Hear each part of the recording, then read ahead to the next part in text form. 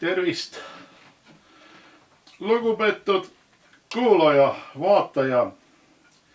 Ma tahan sulle kedagi tutvustada. Tema löödi risti. Tema tegi head, aga talle tehti selle eest kurja. See on Jeesus. Ja kõiki maailmas elavaid inimesi kutsutakse järgima tema õpetust ja eeskuju. Tähendab, ta tegi nii hästi, nii õigesti, et me peaksime teda järgima. Ja selle informatsioon siis on seal pühakirjas, piiblis, Uues Testamendis. Seal on sellised neli pikemat juttu ja siis on lühemad jutud. Ja see kõik on nagu öeldakse, üks ütleb, et seal ütleb niimoodi, et kui ei taha, siis ei taha teada, aga kui sa tahad teada, siis see on issanda käsk. Niimoodi ütleb, see on issanda käsk. Ja Jumala käsku tuleb pidada, Jumala käskude pidamise eest saab suure palga. Ja nüüd on üks tegur, mis on ülem sellest. See on see, et Jeesus maksis kinni. Jumal Jeesusega maksis kinni, et me saaksime oma patud andeks. Patud, näiteks võlad, näiteks tegemata jätmised. Nii palju jätnud tegemata head ja lihtsalt lasknud minna. Aeg on läinud ja me pole midagi teinud. Aga selle eest me võime karistuse saada, me peame paluma andeks. Ja kuidas paluda andeks? Sa peaksid kõigepealt pöörduma taevaisa poole selle sooviga saada kristlaseks. Hakata Jumala elu elama, Jumala juhtimise järgi elama kristlikult elu. Ja küll ta siis sinule näitab, mis sa veel pead tegema. Jumal on olemas ja vaata, tema on ennast varjav Jumal, aga ta on päästja. Ta on Iisraeli aitaja.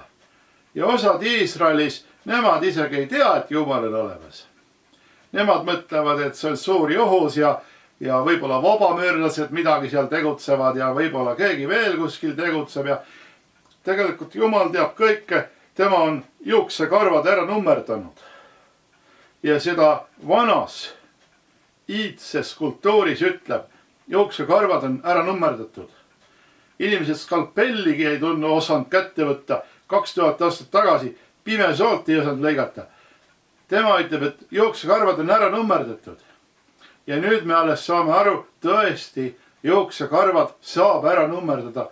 On geenitehnoloogia, on kõik need igasugused mutatsioonid, mis võib korda saata. Osad juba saadavadki, näed, suured viirused Hiinast on tulnud. Aga Jeesus jälle vastu ütleb, et laul 103, tema parandab kõik sinu vigadused. Tähendab, et Jumal parandab kõik vigadused. Inimesed kõigega veel hakkama ei saa. Tähendab, me vajame Jumala abi, et kui on viga midagi, siis tema parandab. Tema saab meid parandada. Ja raamatuid lugeda ja kristlikuid raamatuid lugeda ja pühakirjast uurida. See on kõik on nagu selline vajaminev tegevus. Ja meist sõltub nii palju. Meie ümber on nii palju teisi inimesi. Osad arvavad, et inimene kõlbab ainult selleks, et nakatada teisi. Inimesi tuleb üksteisest eemale hoida. Aga ei pruugi ainult nakatada. Kui sa paned haige, sina oled usklik, sa oled kristlane, sa paned haige peale käed, need võivad terveks saada. Haiged võivad terveks saada. Ja see on piiblis, see on pühakirjas. Haigete peale nad panevad käed ja need saavad terveks. Ja muidugi on olemas vastalised jõud. Näiteks on kurat, kes väga palju käib inimese kõnepruugist läbi. Ja miks siis need vastalised tahavad teha, et sina ei paneks haigete peale käsi, et sina ei läheks oma ligimese jutule, et kuule, kopp, kuule, Jumal on olemas. Ma räägin sulle natuke, tule siia. ja vaata, see on selline asi, et see on südametunnistuse asi, kas me teeme seda, mis me teame olevat õige või on võlgnevus, tegemata jätmine. Hea, mida me võiksime teha, aga mida me ei teinud. Ja siin tuleb nüüd appi üks tegur, mis on Jehova kartus. Jehova kartuse tõttu hoidutakse korjast. Ja isegi nii ütleb, et see on mõistus. Jehova kartus on mõistus, tarkuse algus. Et siis selline nagu,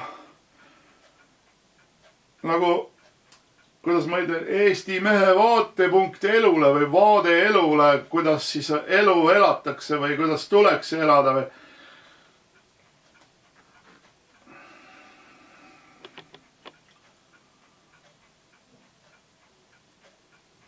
Muidugi see